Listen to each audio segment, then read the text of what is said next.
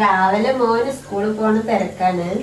അപ്പൊ ഇന്നിപ്പോ ഇതാ ചോറായി. പിന്നെ എന്താ പറയാ, മുതിരപ്പേരി ഉണ്ടാക്കിയിട്ടുണ്ടെങ്കിൽ ഇതാ പുളി ഉണ്ടാക്കുകയാണ്. പുളി എന്ന് പറഞ്ഞാൽ വെണ്ടയ്ക്കപ്പുളിയാണ് ഇട്ട് ഉണ്ടാക്കുന്നത്. പരിപ്പ് അടുപ്പത്ത് വെച്ചിട്ട് വെന്തിട്ടുണ്ട്. ഇനി ഇതാ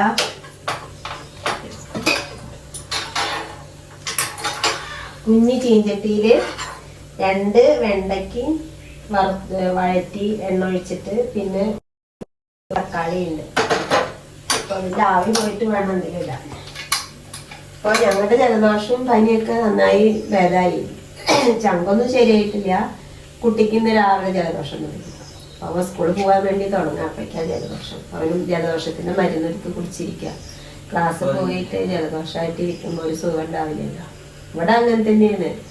ആദ്യം ഒരാൾക്ക് വരും, അത് ഭേദാവും. മറ്റേ ആൾക്ക് വരും, അത് ഭേദാവും. അങ്ങനെയാണ് ഇവിടെ. അല്ലാണ്ട് ഒന്നിച്ച് ജലദോഷം പനിയൊന്നും വരില്ല. ഓരോരുത്തർക്ക് ഭേദമാകുമ്പോൾ ഓരോരുത്തർക്ക് വരും.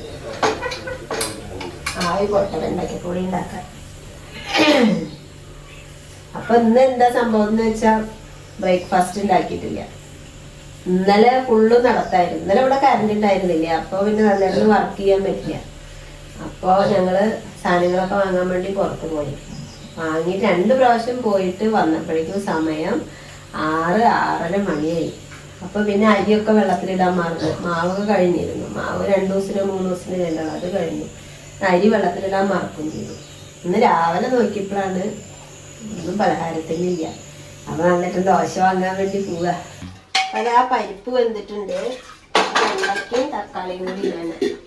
ഇത് ഞങ്ങളുടെ പാലക്കാട്ടുകാരുടെ വെണ്ടയ്ക്കപ്പുളിയാണ് കേട്ടോ. മറ്റേ നാട്ടിലൊക്കെ ഉണ്ടാവില്ല. കുറച്ച് ലേശം പുളി ഒഴിക്കണം. കുറച്ച് പുളി. 4 മണിക്ക് നീച്ചതാ ഞാൻ. വെണ്ടയ്ക്ക വേവട്ടെ. ഉപ്പിട്ടിട്ടില്ല തോന്നുന്നു. ഉപ്പിട്ടിട്ടില്ല. ഒന്നും പുറത്തേക്ക് പോകേണ്ട കാര്യങ്ങളുണ്ട്. ഇപ്പോ ഇന്നലെ എടുത്ത ടോപ്പുകള് അടിക്കാൻ ഷേപ്പാക്കാൻ കൊടുക്കണം. പിന്നെ പുരികൊന്ന് പ്ലക്ക് ചെയ്യാൻ പോണം.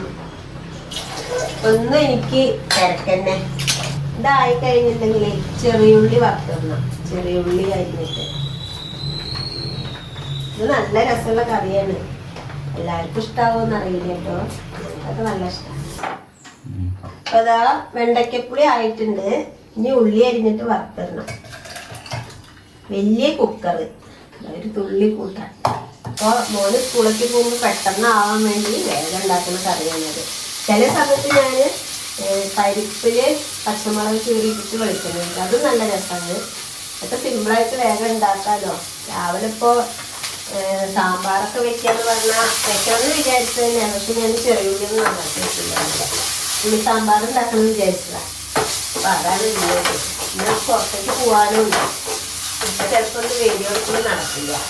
അപ്പം അതുകൊണ്ട് മോൻ സ്കൂളിൽ പോണതിൻ്റെ മുന്നേ തന്നെ വീഡിയോ എടുക്കുകയാണ്. എന്നിട്ട് ദോശ വാങ്ങാൻ പോയിരിക്കുക.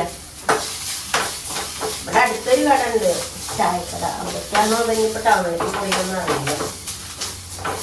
ദോശ വാങ്ങി കൊടുന്ന് കഴിച്ച് ചോറൊക്കെ പാത്രത്തിലാക്കണം. മോൻ 8:15 ഇറങ്ങും. അതാ ഉള്ളി പൊട്ടിച്ചിട്ടുണ്ട്. ഇതിലൊഴിക്കുക. ചീഞ്ചട്ടി അടിപൊളിയാണ്. ചെറിയ ചീഞ്ചട്ടിയാണ് നല്ലത് ഇങ്ങനത്തെയൊക്കെ വറുത്തിടാനും കാര്യങ്ങൾക്കൊക്കെ.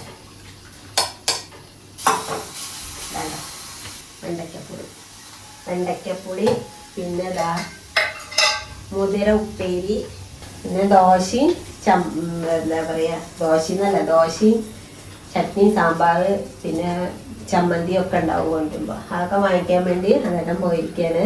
പിന്നെ ഉച്ചയാകുമ്പോഴേക്കും ഞങ്ങൾക്ക് എന്താ പറയുക എന്തെങ്കിലും ഉണ്ടാക്കണം. ചിലപ്പോൾ ഒന്നും ഉണ്ടാക്കാൻ സാധ്യതയില്ല. പുറത്തേക്ക് പോകണമല്ലോ, ഒറ്റപ്പാലം പോകേണ്ട ആവശ്യമുണ്ട്. അപ്പോൾ സലാഡ് ഉണ്ടാക്കും. ഇതാണ് അപ്പം ഇന്ന് ഞങ്ങളുടെ വിഭവങ്ങൾ. വെണ്ടയ്ക്കപ്പൊടി, മുതിരപ്പേരി, പിന്നെ സലാഡ്, പിന്നെ മോരുണ്ട്. മോര് ജലദോഷം കാരണം മോരൊന്നും കഴിക്കണില്ല ഇപ്പോൾ. അപ്പോൾ ഇതാണ് ഞങ്ങളുടെ ഇന്നത്തെ ചെറിയ വിശേഷം. ഇന്ന് ചെറിയ വിശേഷമായിട്ട് നാളെ വരാം. അപ്പം എല്ലാവരും മറക്കാണ്ട് സബ്സ്ക്രൈബ് ചെയ്യുക, ലൈക്ക് ചെയ്യുക, ഷെയർ ചെയ്യുക, കമൻറ്റ് ചെയ്യുക. അപ്പോൾ ശരി, നാളെ കാണാം.